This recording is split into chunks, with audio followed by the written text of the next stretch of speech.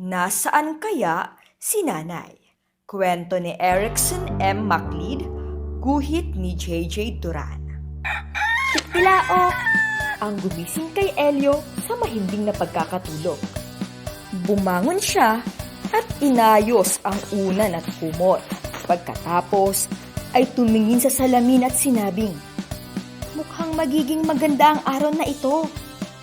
Nanay, gising na po ako." Masayang sigaw ni Elio habang hinahanap ang kanyang ina. "Nay, nasaan ka na?" Malakas na dagdag nito. "Nasaan kaya si Nanay? Andito lang naman siya siguro." Bulong ni Elio sa kanyang sarili.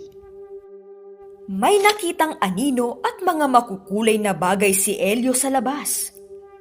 Ano kaya yun? Nandoon kaya si Nanay? Mabilis na tumakbo si Elio at tinignan. "Nanay, andyan ka ba?" Pagbukas ng pinto, ay nakita niya ang makukulay na bagting na parang naglalaro sa hangin.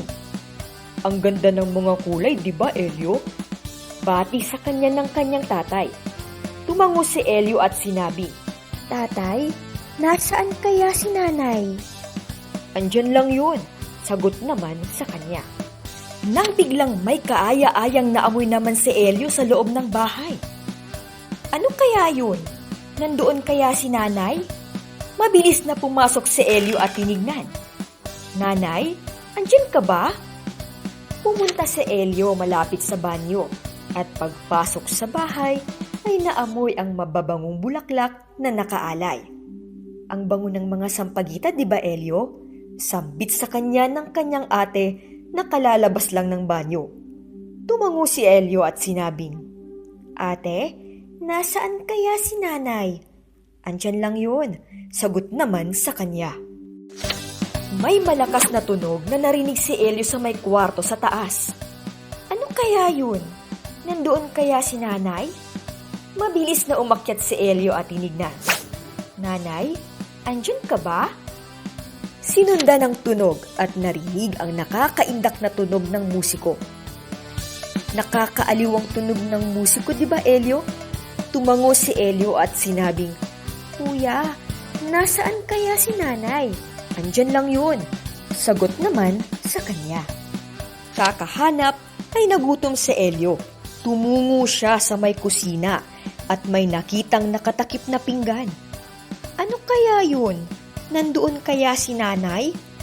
Mabilis na tinignan ni Elio ang ilalim ng mesa at sinabing, "Nanay, andyan ka ba?"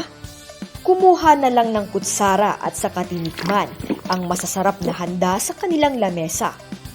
Nakakatakam yan, di ba, Elio? Tumango si Elio at sinabing, "Lola, nasaan kaya si Nanay?" "Andyan lang yun," sagot naman sa kanya. Unti-unting nalulungkot si Elio dahil di niya pa rin mahanap ang kanyang ina. Tinignan naman niya sa labas. Sinundan ng amoy ng bulaklak malapit sa banyo. Narinig ang tunog ng musiko sa taas at tinikman ang handa sa may kusina. Nasaan kaya si Nanay? Bumalik sa sala at naupo sa sofa si Elio. Napapikit at umidlip na lang ang batang nalulungkot. Di nagtagal, may naramdaman si Elio. Akala niya ay nanaginip siya dahil parang may dumampi sa kanyang braso. Biglang may yumakap sa kanyang bisig kaya't siya'y nagising. "Nanay, kanina pa kita hinahanap. Akala ko kung saan ka nagpunta." Sabay hikbi na may kasamang iyak.